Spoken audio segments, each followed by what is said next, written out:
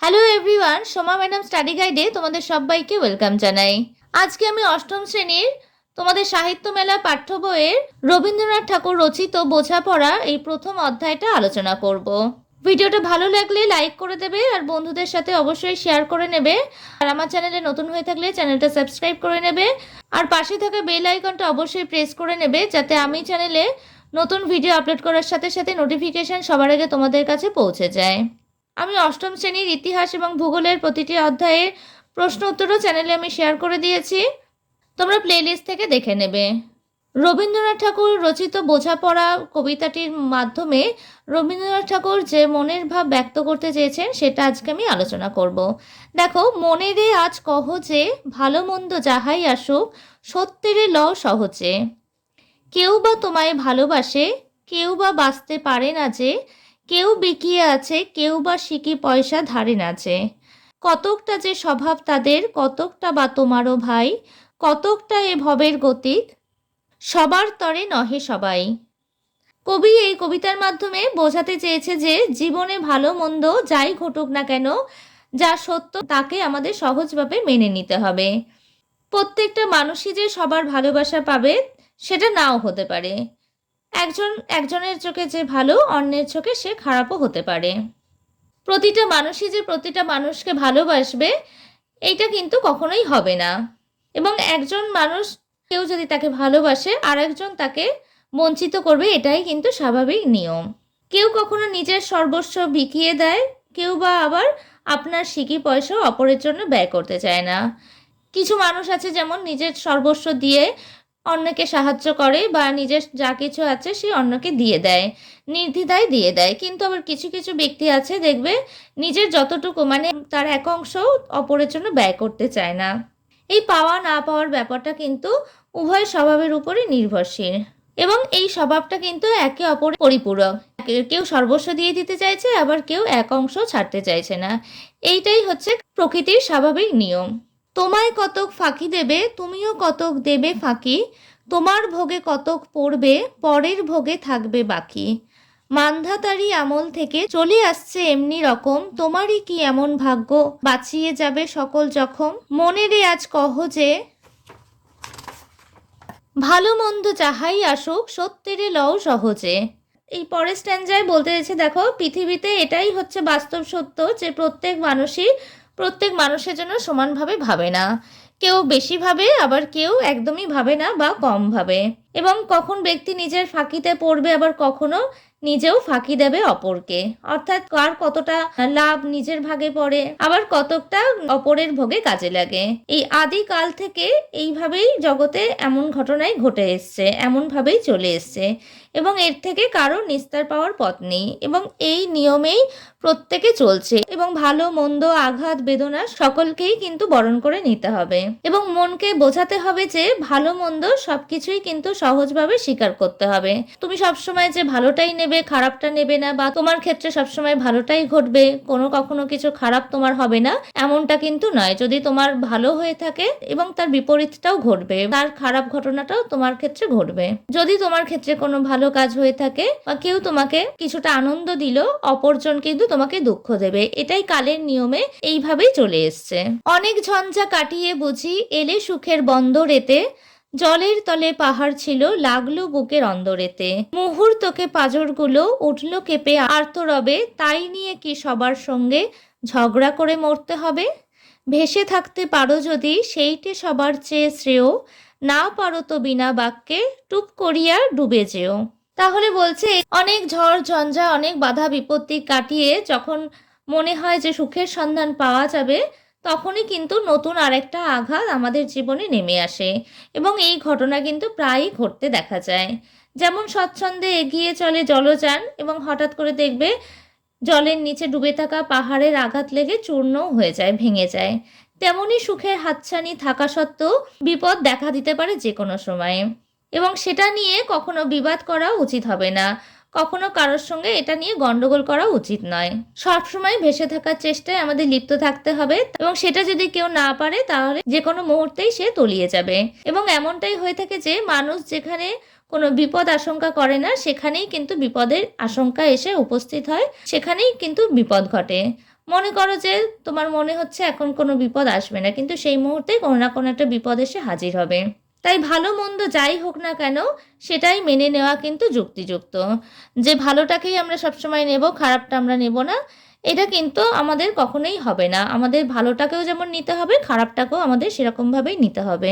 এই ভালো মন্দ মিশিয়েই কিন্তু মানুষের জীবন। এটা কিছু অপূর্ব নয়, ঘটনা সামান্য খুবই, শঙ্কা যেথায় করো না কেউ, সেইখানে হয় জাহাজ ডুবি। মনে করো যে যেখানে কোনো বিপদ নেই, মনে করছো যে এখানে যাওয়াটা ঠিক আছে বা এখানে গেলে কোনো অসুবিধা হবে না, ঠিক সেই সময়ই কিন্তু বিপদ এসে হাজির হবে। মনেরে তাই কহ যে ভালো মন্দ যাহাই আসুক, সত্যেরে লও সহজে।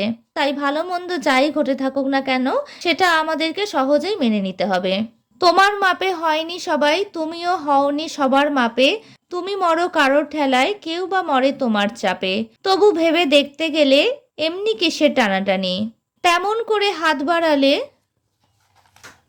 সুখ পাওয়া যায় অনেকখানি। তাহলে দেখো, এখানে মনে রাখতে হবে যে প্রত্যেকেই কিন্তু স্বতন্ত্র, তারা নিজের নিজের মতন করে নিজের জীবনটাকে অতিবাহিত করে। এই চলার পথে অনেক রকম বাধা, অনেক রকম চাপ সহ্য করতে হয়। ঠিক তেমনই কিন্তু আমাদের নিজেদের মাধ্যমেও কেউ চাপে পড়ে, এর জন্য কিন্তু দুঃখ পাওয়ার কোনো কারণ নেই। আকাশ তবু সুনীল থাকে, মধুর থেকে ভোরের আলো, মরণ এলে হঠাৎ দেখি মরার চেয়ে বাঁচাই ভালো, যাহার লাগি চক্ষু বুঝে বহিয়ে দিলাম অশ্রুসাগর, তাহারে বাদ দিয়েও দেখি বিশ্বভুবন মস্ত ডাগর। মনেরে তাই কহ যে ভালো মন্দ যাহাই আসুক, সত্যেরে লও সহজে।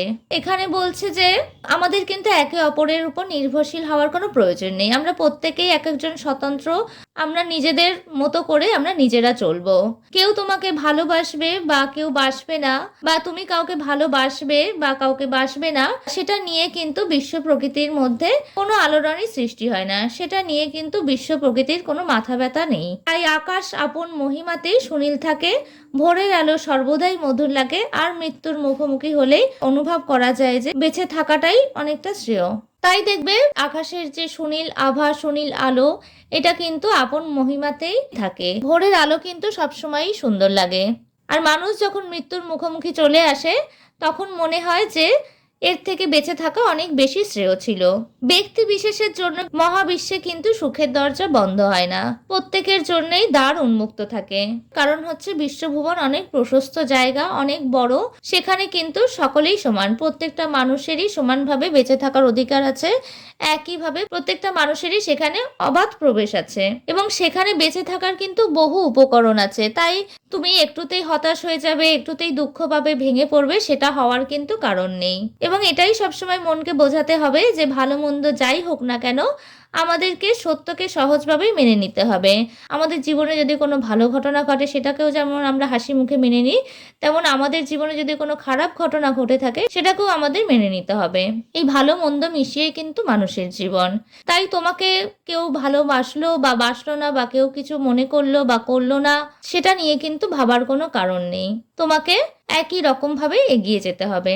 এর পরের প্যারা দেখো, নিজের ছায়া মস্ত করে অস্তাচলে বসে বসে আধার করে তোলো যদি জীবনখানা নিজের দোষে, বিধির সঙ্গে বিবাদ করে নিজের পায়েই কুড়ুল মারো, দোহাই তবে এ কার্যটা যত শীঘ্র পারো সারো।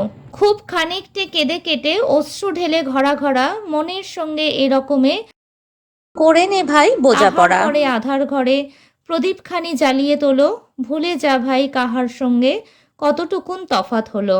মনেরে তাই কহ যে ভালো মন্দ যাহাই আসুক, সত্যেরে লও সহজে। আমাদের জীবনে যখন কোনো খারাপ ঘটনা ঘটে তখন কিন্তু আমাদের জীবনটাকে অন্ধকারে রেখে নষ্ট করা উচিত হবে না। আমাদের যেসব বাধা বিঘ্ন বা বিধি নিয়তি আছে সেগুলোকে লঙ্ঘন করতে যাওয়াও ঠিক নয়। কিন্তু এরকম যদি কোনো বাধা বা বিঘ্ন উপস্থিত হয় বা কারোর জীবনে কোনো বিঘ্ন ঘটে তখন কিন্তু সেটার থেকে মুক্ত হওয়ার দ্রুত চেষ্টা করতে হবে। আমাদের কিন্তু বৃহৎ জগতের আনন্দ থেকে আমাদেরকে দূরে সরিয়ে রাখা উচিত নয়, বরং খানিকটা কেঁদে মনকে হালকা করে নিজের ভেতরে যে কষ্টটা আছে সেটাকে দূরে সরিয়ে রেখে আমাদের আবার কালের নিয়মে এগিয়ে যেতে হবে। জীবনে চলার ছন্দে এগিয়ে যেতে হবে। সর্বদা মনের সঙ্গে দ্বন্দ্ব করে বোঝাপড়া করে চলতে হবে এবং কারোর সঙ্গে যদি কোনো মনোমালিন্য হয় বা মানসিক দ্বন্দ্ব তৈরি হয় তখন কিন্তু সেটাকে আমাদের মিটিয়ে নেওয়া উচিত। সেটা নিয়ে মন খারাপ করে বসে থাকলে কিন্তু হবে না। পৃথিবীতে কিন্তু ভালো মন্দ দুটোই থাকবে এবং এটাই কিন্তু বাস্তব। এবার এই সহজ সত্যটাকেই মেনে নিতে হবে। কবি রবীন্দ্রনাথ ঠাকুর এই কবিতার মাধ্যমে আমাদের জীবনের ছন্দটাকেই বোঝাতে চেয়েছেন, জীবনের ছন্দটাকেই তুলে ধরতে চেয়েছেন। কালের নিয়মে আমাদের জীবনের যে ছন্দতে যে গতিতে এগিয়ে চলে এবং সেই চলার পথে যেসব সমস্যার সম্মুখীন হতে হয় সেগুলোকে কাটিয়ে উঠে আমাদেরকে আবার স্বাভাবিক নিয়মে স্বাভাবিক ছন্দে আমাদেরকে চলতে হবে। তাহলে আজকে আমি এই বোঝাপড়া কবিতাটা ভালোভাবে বুঝিয়ে দিলাম। এর পরের ভিডিওতে আমি অনুশীলনের প্রশ্ন উত্তরগুলো আলোচনা করে দেবো। আমার পড়ানো কেমন লাগলো তোমরা আমাকে কমেন্টস করে জানাবে। আর পড়ার ব্যাপারে যদি কোনো প্রশ্ন থাকে তাহলে আমাকে কমেন্টস করে জানাতে পারো। ভিডিওটা ভালো লাগলে লাইক করে দেবে আর বন্ধুদের সাথে শেয়ার করে নেবে। আর আমার চ্যানেলে এখনো যারা নতুন, চ্যানেলটা সাবস্ক্রাইব করোনি তারা চ্যানেলটিকে সাবস্ক্রাইব করে নেবে আর পাশে থাকা বেল আইকনটা অবশ্যই প্রেস করে নেবে যাতে আমি চ্যানেলে নতুন ভিডিও আপলোড করার সাথে সাথে নোটিফিকেশন সবার আগে তোমাদের কাছে পৌঁছে যায়। আজকে আমি এখানেই শেষ করছি, পরে দেখা হবে নতুন আর একটা ভিডিওতে।